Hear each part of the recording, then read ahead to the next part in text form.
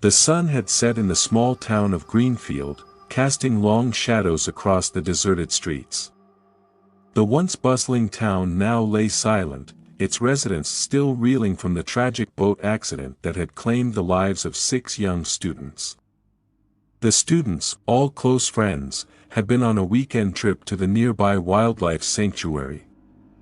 They had gone on a boat ride, hoping to catch a glimpse of the exotic animals that called the sanctuary home.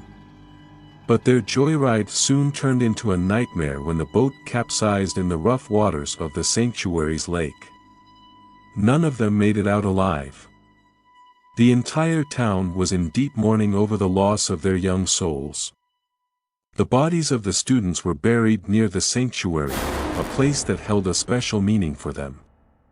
It was where they had spent their last moments together, and now it was their final resting place. The tragedy had left a dark cloud over the sanctuary, and the once peaceful and serene place now seemed haunted.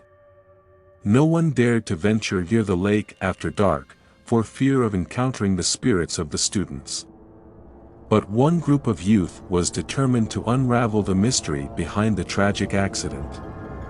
They were curious and dared to tread where others feared to go. It was a moonless night when the group of 5 friends gathered near the sanctuary. They were equipped with a Ouija board, ready to contact the spirits of the deceased students. Some of them were skeptics, thinking it was all just a silly game. But others were believers, eager to communicate with the afterlife. They lit candles around the board and placed their fingers on the planchette. "Is anyone there?" one of them asked, trying to keep the nervousness out of his voice. The planchette moved slowly, spelling out the word "yes." The friends stared at each other in shock, not expecting a response so soon. They asked more questions, and the planchette moved with ease, answering each one intelligently. It was as if the spirits of the students were present with them, telling their story through the board. The friends were amazed and a little scared at the same time. But as the night progressed, the atmosphere grew more sinister. The candles flickered, and the temperature dropped drastically. The air felt thick and heavy, as if someone or something was watching them. The friends glanced around nervously, feeling uneasy and trapped. Suddenly, the candles snuffed out, leaving them in complete darkness. The only light came from the full moon that cast eerie shadows through the trees. The friends could hear strange noises coming from the lake, like the sound of water splashing and whispers carried by the wind. Just then, the planchette on the Ouija board began to move rapidly, spelling out words that sent chills down their spines. "Die, leave now, we are here." The friends were terrified, and they could feel an evil presence surrounding them. In a moment of panic, one of the friends lifted his hand from the planchette, breaking the connection. But it was too late. The spirits had been awakened, and they were determined to make their presence known. The friends ran, their hearts thudding in their chests. But the spirits were not willing to let them leave so easily. They began to experience strange and terrifying occurrences as they reached the edge of the sanctuary.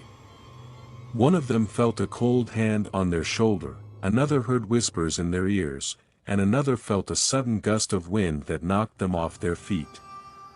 They finally made it out of the sanctuary, their hearts racing and their bodies trembling. They were relieved to have escaped the clutches of the spirits, but they knew that they had unleashed something dark and dangerous. After that night, the group of friends never returned to the sanctuary. But the spirits of the students were not done with them yet. One by one, the friends started experiencing paranormal activities in their own homes, as if the spirits had followed them back. Some saw shadows moving in the corners of their rooms, others heard footsteps in empty hallways, and some even claimed to have seen the spirits of the students, crying out for help.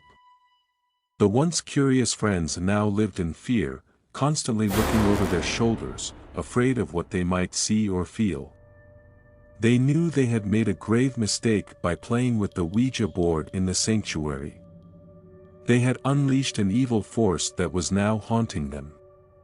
The town of Greenfield was now completely consumed by fear and superstition. No one dared to go near the sanctuary, and people whispered about the cursed souls of the students who roamed the area at night. The once peaceful and welcoming town had turned into a place of fear and despair. Years went by, and the tragic boat accident and its aftermath became nothing but a distant memory.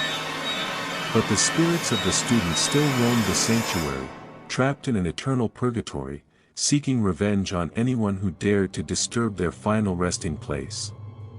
The lesson was clear: some mysteries are better left unsolved, and some doors are better left unopened. The group of friends had learned this the hard way, and the town of Greenfield would never forget the tragedy that had befallen it. The spirits of the students would continue to haunt the sanctuary, a reminder to all who passed by to never underestimate the power of the unknown.